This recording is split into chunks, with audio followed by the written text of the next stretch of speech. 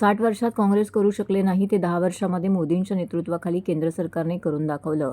तेव्हा विकास कामे करत असताना पैशांची नाही तर इमानदार नेत्यांची गरज आहे, असं प्रतिपादन भाजपाचे ज्येष्ठ नेते व केंद्रीय रस्ते वाहतूक मंत्री नितीन गडकरी यांनी उपहारगृहात चवीसाठी आणि शस्त्रक्रियेसाठी चांगल्या डॉक्टरांकडे जाताना पाहत नाही, मग निवडणुकीत आपण जात का बघतो, असा प्रश्न त्यांनी उपस्थित केला।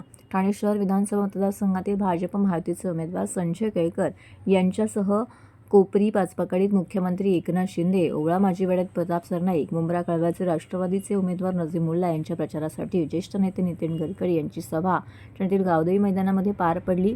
यावेळी केळकर, सरनाईक यांच्यासह शिवसेनेचे खासदार नरेश म्हस्के, माजी खासदार डॉक्टर विनय सहस्त्रबुद्धे, आमदार निरंजन डावखरे, भाजपाचे जिल्हाध्यक्ष संजय वाघुले, नारायण पवार, ॲडव्होकेट सुभाष काळे, शिवसेना शहरप्रमुख हेमंत पवार, ज्येष्ठ नगरसेवक देवराम भोईर, आरपीआयचे शहराध्यक्ष भास्कर वाघमारे यांसह इतर पदाधिकारी आणि कार्यकर्ते येथे उपस्थित होते।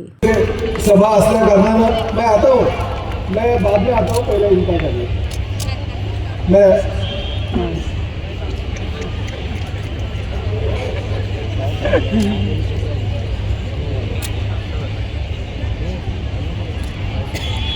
देश आहे की ज्या देशामध्ये young talented engineering man power जगात सगळ्यात जास्त कोणत्या देशाजवळ असेल तर त्या देशाचं नाव हिंदुस्थान आहे।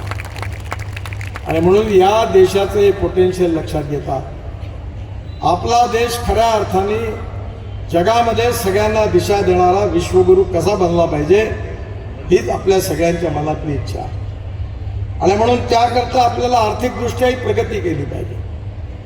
जो उद्योग क्षेत्रामध्ये आणि व्यापार क्षेत्रामध्ये आणि शेतीमध्ये प्रगती करायची असेल तर water, power, transport and communication infrastructure develop केलं पाहिजे। जोपर्यंत इन्फ्रास्ट्रक्चर डेव्हलप होणार नाही तोपर्यंत उद्योग वाढणार नाही, शेतीचा विकास होणार नाही। आणि येणाऱ्या काळामध्ये आपल्या देशातलं सगळे इन्फ्रास्ट्रक्चर बदलणार। मी स्वतः आतापर्यंत 50 लाख कोटी रुपयाची कामं करू शकतो। मी नेहमी म्हणतो की काम करण्याकरता पैशाची कमी नाही आहे, काम करण्याकरता इमानदारीने काम करणाऱ्या नेत्यांची गरज आहे।